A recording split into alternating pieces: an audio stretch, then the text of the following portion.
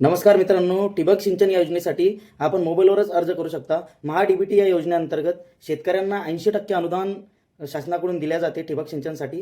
तर मोबाईलवर आपण अर्ज कशा पद्धतीने करायचा, चला तर बघूया. तर सर्वात आधी मित्रांनो, Googleला आपल्याला महा-डी-बी-टी फार्मर ही साईट लॉग इन करून ओपन करून घ्यायची आहे. त्यानंतर अशा पद्धतीने आपल्यासमोर एक डॅशबोर्ड दिसेल. नंतर खाली स्क्रोल केल्याच्या नंतर या ठिकाणी आपल्याला शेतकरी आयडी प्रविष्ट करा, म्हणजे या ठिकाणी आपल्याला फार्मर आयडी टाकायचा आहे. तर फार्मर आयडी कसा काढायचा मागच्या व्हिडिओमध्ये आपण बघितलेला आहे. फार्मर आयडी टाकून ओ-टी-पी पाठवा या पर्यायावरती क्लिक करून घ्यायचे आहे. त्यानंतर आपल्याला समोर अशा प्रकारे डॅशबोर्ड आधी आपल्याला जात आणि अपंगत्व हा पर्याय आपल्याला निवडून घ्यायचा आहे. त्यानंतर माहिती साठवल्याच्या नंतर या ठिकाणी आपल्याला घटकासाठी अर्ज करा या पर्यायावरती क्लिक करून घ्यायचे आहे.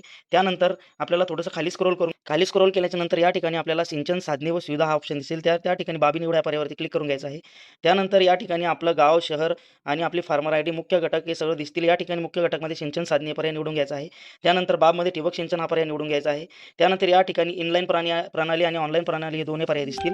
तर या ठिकाणी इनलाईन प्रणाली या पर्यायावरती क्लिक करून घ्यायचं आहे. यानंतर ठिबकचं जे अंतर असतं ते अंतर आपल्याला निवडून घ्यायचं आहे. 1.2 0.6 या पर्यायावरती आपल्याला क्लिक करून घ्यायचं आहे. त्यानंतर जतन करा या पर्यायावरती आपल्याला क्लिक करून घ्यायचं आहे. जतन केल्याच्या नंतर घटकासाठी अर्ज करा या पर्यायावरती क्लिक करायचं आहे. निवडल्याच्या नंतर या ठिकाणी आपल्याला किती क्षेत्रासाठी ठिबक ऑनलाईन करायचं आहे, त्या ठिकाणी आपण आपलं क्षेत्र टाकून त्यानंतर आपल्यासमोर असा पॉपअप दिसेल. त्यानंतर घटकासाठी अर्ज करा या पर्यायावरती आपल्याला क्लिक करून घ्यायचं आहे आणि या ठिकाणी अर्ज सादर करा या पर्यायावरती आपल्याला क्लिक करायचं आहे. त्यानंतर पहा या ऑप्शनवरती क्लिक केल्याच्या नंतर आपल्याला समोर अर्ज दिसेल. या ठिकाणी टिक केल्याच्या नंतर अर्ज सादर करा असे आपल्याला ऑप्शन वर क्लिक करून घ्यायचं आहे.